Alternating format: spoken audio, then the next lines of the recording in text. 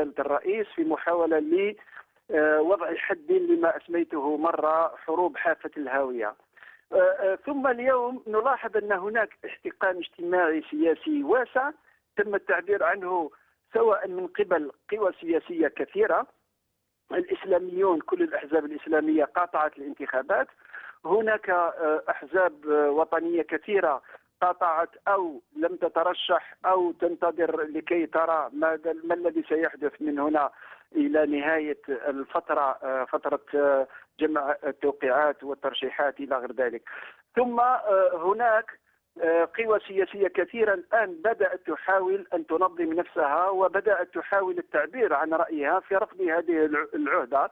ولا أخفيكم يعني أن الكثير من المظاهر التي عاشتها مصر مع حركة كفاية نرى لها ملامح تتكرر في الجزائر.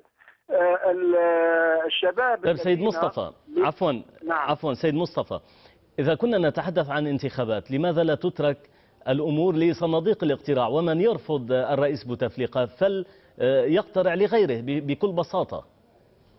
هذا كان صحيحا وبسيطا جدا لو كانت الانتخابات انتخابات، ولكن الكل يعرف أن عندما تتخذ السلطة قرارا بعهدة رابعة فمعنى ذلك أن الأمر حسم نهائيا ولا أحد يستطيع مقارعة الرئيس الحالي في أي انتخابات، لأنه سمعنا أحد المعبرين عن السلطة يتحدث عن أنه تم جمع 3 ملايين ورقة إلى غير ذلك.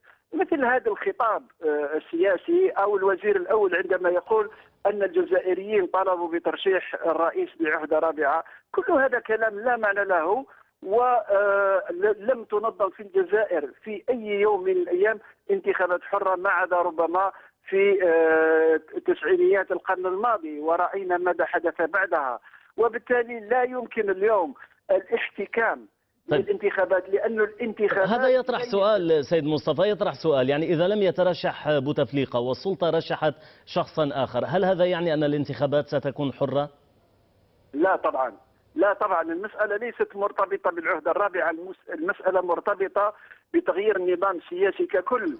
هذا النظام السياسي وصل إلى نهاية صلاحيته منذ زمن طويل، وهو يرفض أن يتغير أو يتبدد، وبالتالي هو وصل بالبلاد إلى حالة احتقان رهيبة، وهو يعرض البلد لمخاطر كثيرة.